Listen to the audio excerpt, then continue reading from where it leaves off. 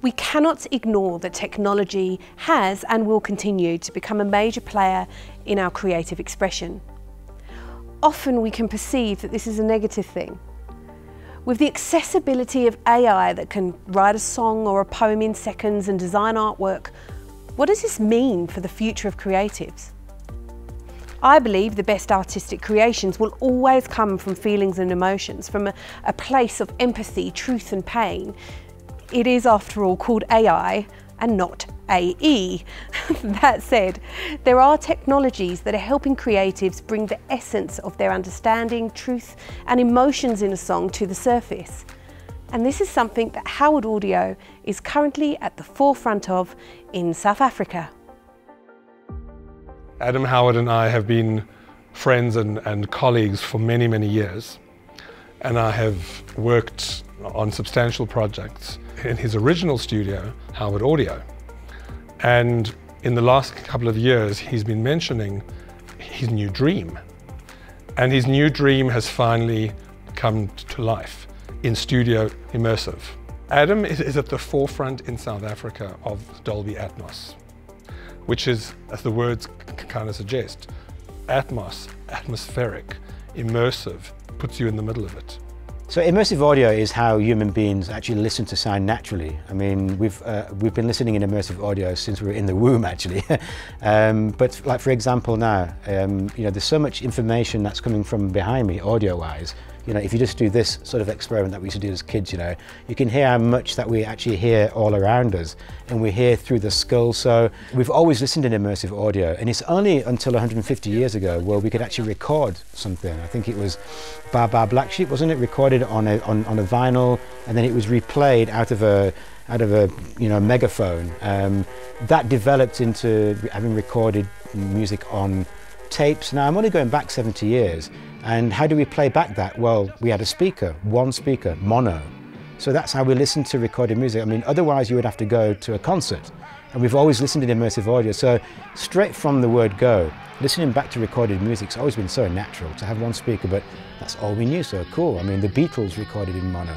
And then in the 60s, 70s, now I'm only going back 50 years now, then we listened to stereo, where we could now have two speakers, so you could have a bit of movement, a bit of ear candy, as we say, you know, but it was still music coming at you with two speakers.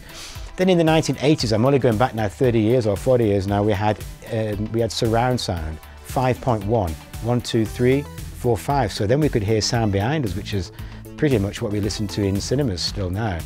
Then 7.1, so I mean we could have had 9.1, but it was always a two-dimensional sort of field. Dolby Atmos or immersive audio is the introduction of height speakers as well, so you can be fully immersed in audio. Now we get a sense of how we listen to in natural sound. So I always say that this is not unnatural, this is the most natural that we've listened to sound. You hear every detail, and you hear it coming at you from north, from south, from east, from west, from up, from down, from everywhere. You just, you know, and you feel like you are standing in the middle of the music. We had the privilege of being the very first recording to record in this futuristic space. The song Someday came about because it was actually a project I had to do for Stageworx, a songwriting project. My songwriting teacher gave me a brief that I had to write, and the brief was a David Foster song. We all remember many of the power ballads of David Foster that he produced from Whitney Houston and Celine Dion. So it was in that sound and that style. And it had chord changes which were dramatic, and a key change which was even more dramatic, and soaring melodies for the female voice. And I think Rachel has really captured that in her writing. I know I can sing, but I know that this song deserved to be sung by someone who could do miracles to it, and that's Jamie. The song needed a voice that could just keep climbing when you think she's reached the highest note, and she keeps climbing. And Jamie has that facility and that quality. And I'm that girl who sings ballads and just belts everything out. So I immediately fell in love with the song. The song means a lot to me actually, especially lately. I think I seek a lot of security from a lot of people. And the song connected to me because it's kind of like if you lose someone, you kind of need to find your freedom. It kind of reminds me to find my freedom. Having her sing it and having both of us just work together on a project has become so special. Before Bryan even taught me, I knew who he was, and so did my mom. And I knew the productions he's made, and to now be able to have been taught by him and know who he is and he knows who I am, and to be able to work together on a project, he's seen potential and put his work and love and care and everything into my music. It's crazy to me. So how do you listen in Atmos if you've got no speakers around you? Easy, you get a pair of headphones, any headphones, put them on your head, press the link, you'll hear in immersive audio. And so what we'll do now, we'll do a special mix and then people can actually hear what I've been talking about.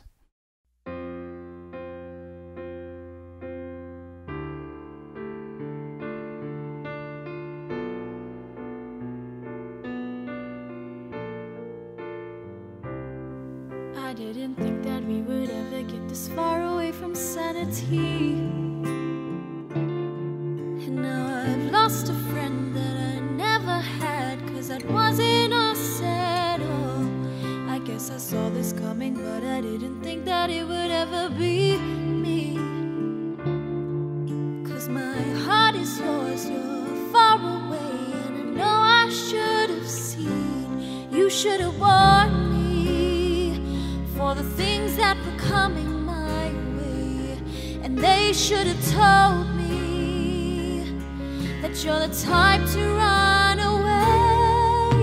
Someday I'll be wherever you wanted me to be, but I won't be near you. And somewhere you'll see that you were never part of me. So I'm on my own, I'm free.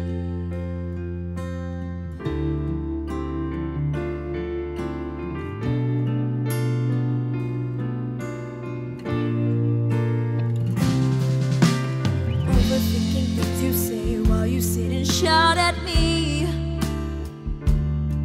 You're all I had, don't you get that? That's all you needed to be. 'Cause now you're gone away, and you left me here to stay.